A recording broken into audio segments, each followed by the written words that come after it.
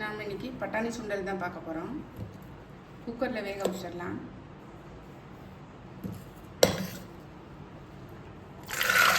ஊற வச்ச தண்ணியோடையே ஊற்றிட்டேன்.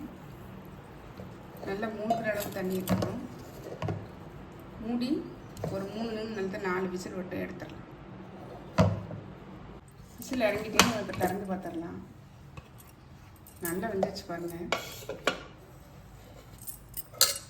சூப்பராக இருந்திருக்கு.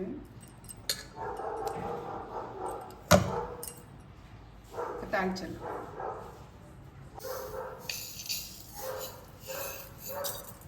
அடுப்பில் கடாய் வச்சு எண்ணெய் விட்டுருக்கேன். கடுகு தாளிச்சிடலாம். ஒரே ஒரு மிளகாய் வத்தல், கொஞ்சம் கருவேப்பிலை.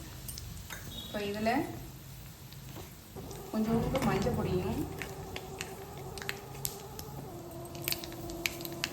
1/4 டீஸ்பூன் மஞ்சள் பொடி,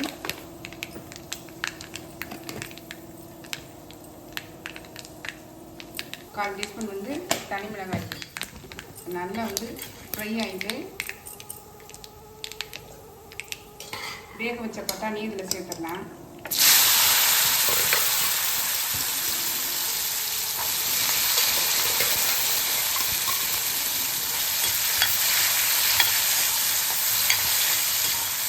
ஏற்கனவே உப்பு போட்டு தான் வேக வச்சுருக்கேன்.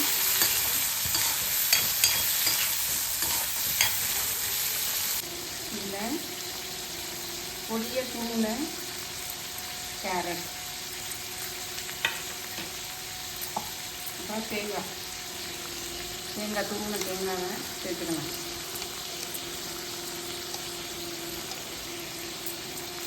நல்லா மிக்ஸ் பண்ணி விட்டுறலாம்.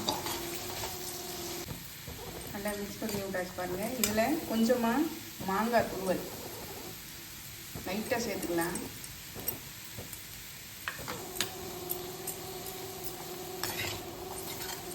இதில் கொஞ்சமாக லைட்டாக சால்ட்டு சேர்த்துட்டோம். இந்த காய்கறிகளுக்காக, தேங்காய் மாங்காய் கேரட்டுக்காக கொஞ்சம் சால்ட்டு சேர்த்துக்கலாம்.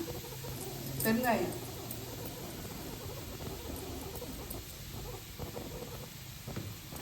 நல்லா மிக்ஸ் பண்ணி விட்டுறலாம். சால்ட்டு கொஞ்சம் சேர்த்துடலாம்.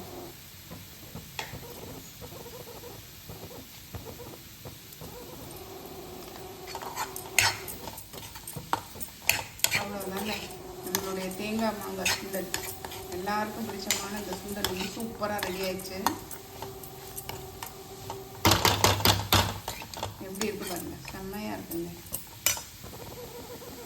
நம்மளுடைய பட்டாணி சுண்டல், தேங்காய் மாங்காய் கேரட் போட்ட சுண்டல் சூப்பராக ரெடி ஆயிடுச்சுங்க.